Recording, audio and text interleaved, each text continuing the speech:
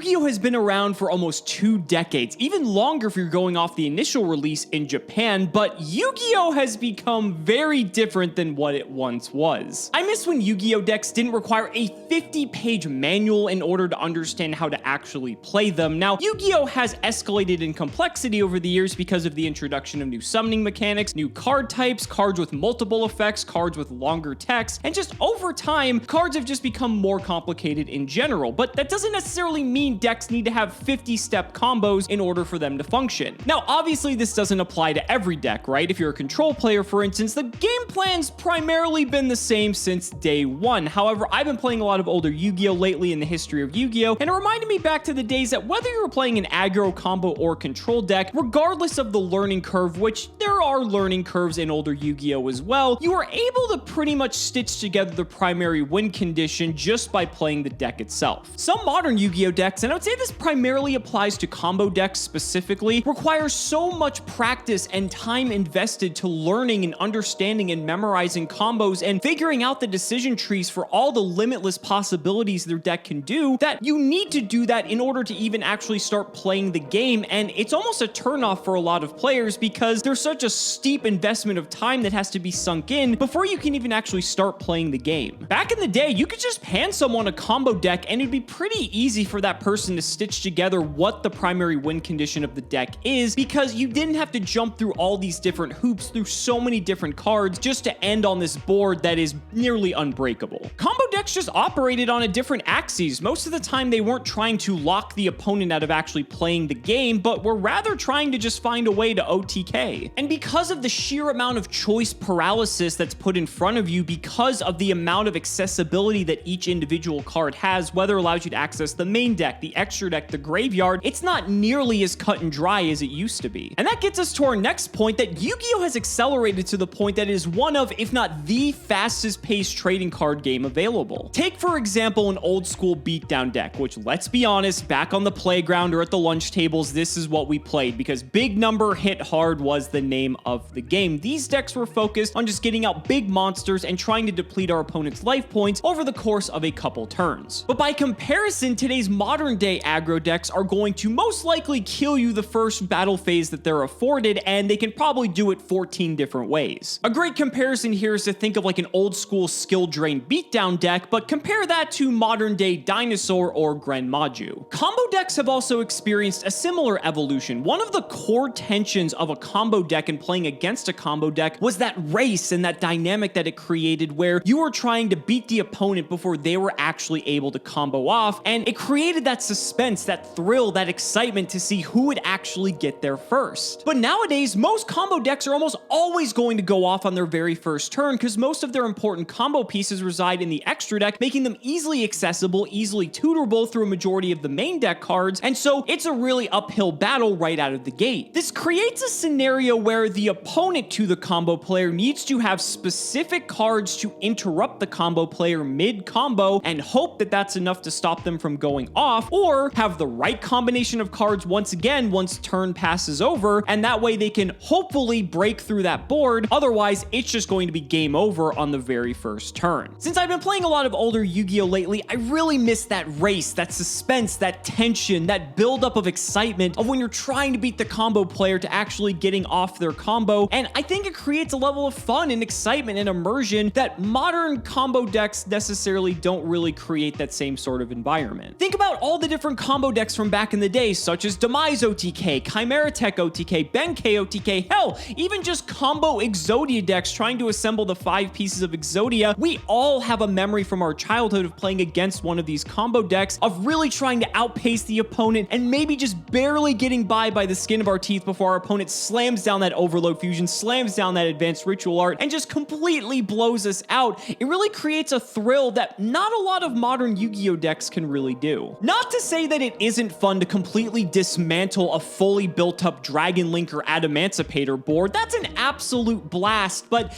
I think it's a different type of feeling because there isn't really that time dynamic, because it really just all happens in the very first couple of turns. This actually leads into my next point, which is about the extra deck and how instrumental the extra deck has become a fundamental component of the game. Back in the day, if you were actually using an extra deck, which back then was actually called the Fusion fusion deck, because we didn't have all these different summoning mechanics, you were using it for one of two reasons. One, you were either a gigantic noob and didn't know better, or two, you were just trying to style and flex on your friends by summoning out like a black skull dragon, which would just like absolutely never happen. It wasn't really until the printing of Metamorphosis or Magical Scientist that the extra deck started to become an extension of your main deck, a core part of the game, a toolbox that allowed you to access cards that were previously never really summonable under regular circumstances. This made Yu-Gi-Oh! Stand out amongst the other trading card games at the time, such as Pokemon, Magic the Gathering, and even smaller games such as Duel Masters and the graveyard of other card games that haven't made it this far, because you had this pool of 15 cards that you could access at any given time, provided you had some of these cards, and this really just gave a unique spin on the game. And hell, back in the day, there wasn't even a 15 card limit. You could have 1,000 cards in your fusion deck if you wanted to, and some people actually did that. Cards such as Ryu Senshi and Dark Balter the Terrible were actually very strong cards, but were incredibly difficult to summon because you'd have had to incorporate some just abysmally terrible cards and polymerization to actually bring them out, but Magical Scientist and Metamorphosis were able to change this dynamic. Fast forward a few years later to the GX era, which had an emphasis on fusion monsters and utilizing the fusion deck, and we'd see cards such as Cyber Twin Dragon seeing play because they could be Metamorphosis into, you could summon it off of Cyberstein to easily close out games, and cards such as Chimera Tech Overdragon were so powerful that players wanted to build entire decks around them to hopefully just pull off the dream of facilitating that OTK. Fast forward a few more years, we got Synchro Monsters, then Xyz Monsters, then Link Monsters, and all of these encouraged very specific types of deck building because now you had a reliable way to access your boss monster because it was no longer in the main deck but easily accessible from the extra deck. And since you didn't have to draw them from your deck or search them with a specific card, this made them very easy to access and made them rather reliable. Take a look at Stardust Dragon or Shockmaster. These cards in their respective formats were sometimes just enough to be able to close out a game or make it very difficult for the opponent to play, and players were then able to build their main deck around that specific boss monster in the extra deck with that goal in mind. The whole concept of the extra deck has then been taken to the extreme with cards such as Pot of Extravagance or Pot of Prosperity in recent years that allow you to banish cards from the extra deck to draw cards from your main deck. We have cards now like Dogmatica Punishment that sends cards directly from the extra deck to the graveyard to trigger cards that we would otherwise never get to the graveyard for their powerful abilities, and we even have cards like Waking the Dragon that will completely bypass any summoning condition for crazy powerful cards such as Last Warrior from Another Planet or the Ultimate Raid Raptor Falcon, and those cards can just end games by themselves. I think that over time this has actually helped solidify Yu-Gi-Oh's identity amongst the big three card games, and while Yu-Gi-Oh may not necessarily be the same as what it once was, it still feels like Yu-Gi-Oh at the end of the day. Regardless of how many summoning mechanics are introduced or how many times the rules change, Yu-Gi-Oh at its core is still the fast-paced card game of monsters, spells, and traps that we all know and love from our childhood. And yeah, it's changed over the years, but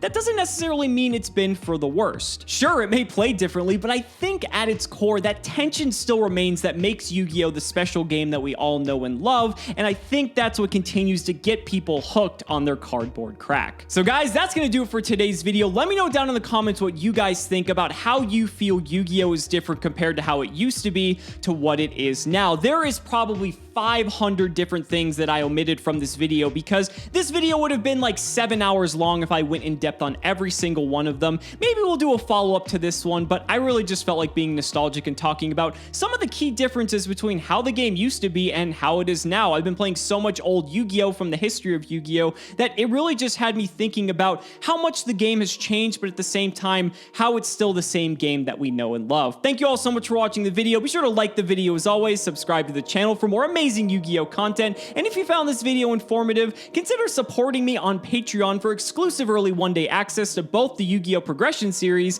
and the history of Yu-Gi-Oh. Thanks so much again, and we will see you next time.